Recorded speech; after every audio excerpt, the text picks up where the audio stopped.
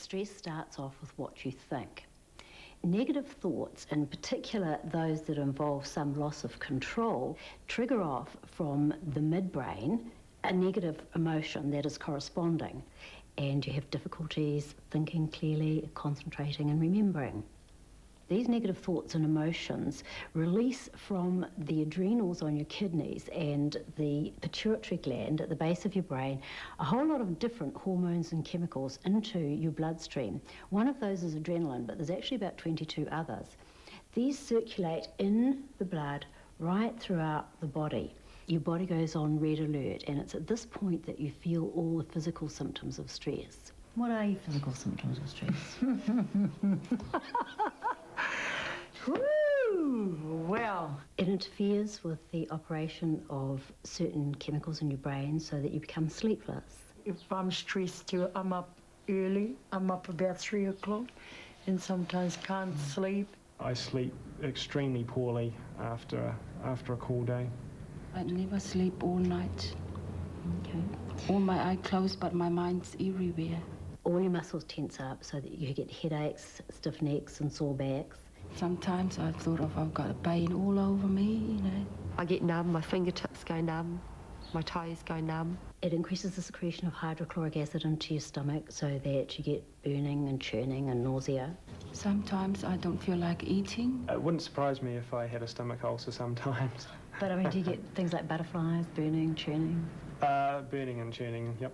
Your mouth dries up. Quite often I'll get a quiver in my voice, everything's rushing, my stomach's in a knot. I haven't taken my blood pressure for a couple of years, but I'm sure it's probably not healthy. Your tear glands activate so you feel like tears.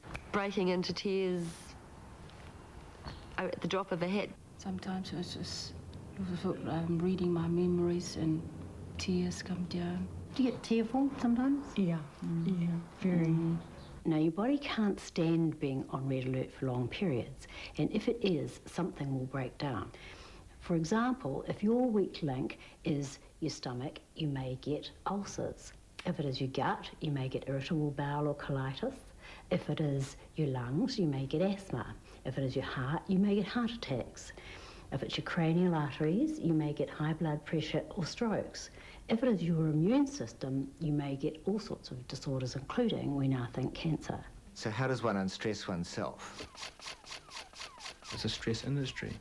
There's money in it, and there's a whole potpourri of treatments out there, some of which are very effective and appropriate, some are not. You can do as I do, and you can meditate. It tones down all those body systems into a state of rest, which can be very profound, and there's no doubt about that has a very beneficial effect on one's well-being and on one's body. See you later.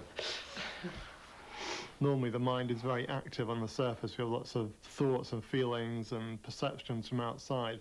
When you turn your attention inside, then your mind just settles down to a state of pure alertness. So you're completely alert, but you're not actually thinking of any particular thing. And if you look in the brain, you'll find that the brainwaves become more coherent, more harmonious across the system. The effects of this do carry on outside of meditation.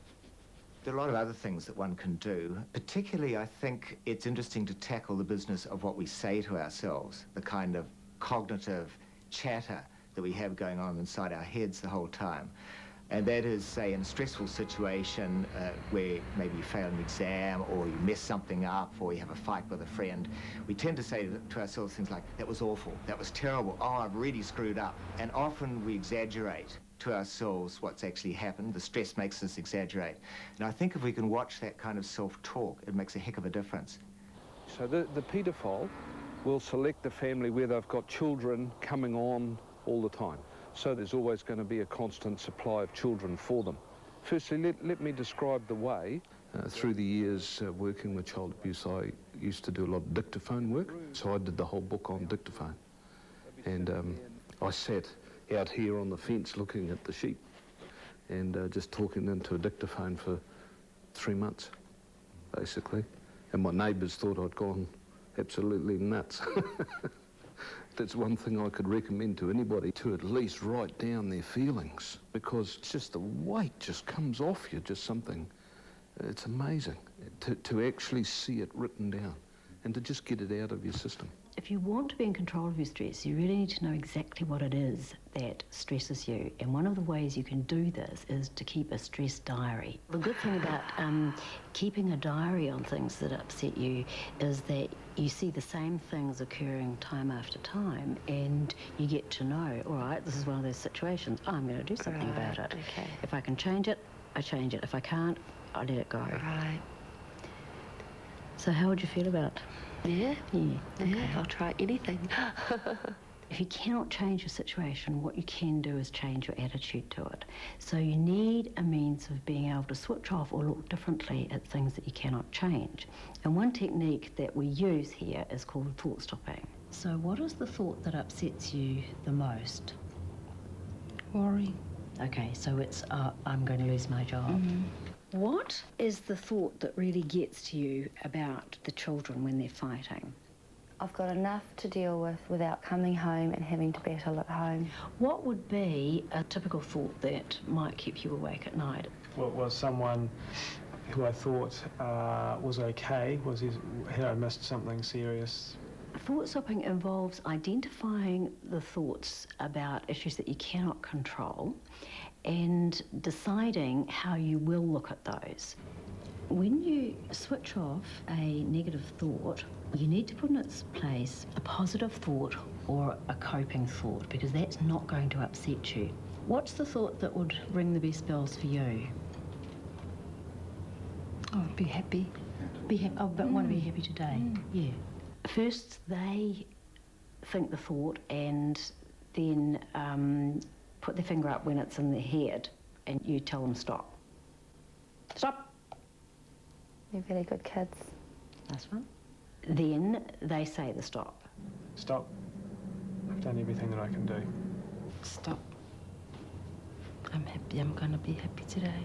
Great, good. Sometimes people say to me things like, I see a big red stop sign come down, or it's like the TV went off, or I hear a voice shouting stop at me. Whatever works for you, use it, but really blast that stop in your head. Then they combine that with a deep breath. This time, only the stops out loud. And as you think, they're really good kids, I want you to take in a deeper breath. Stop. Breathe.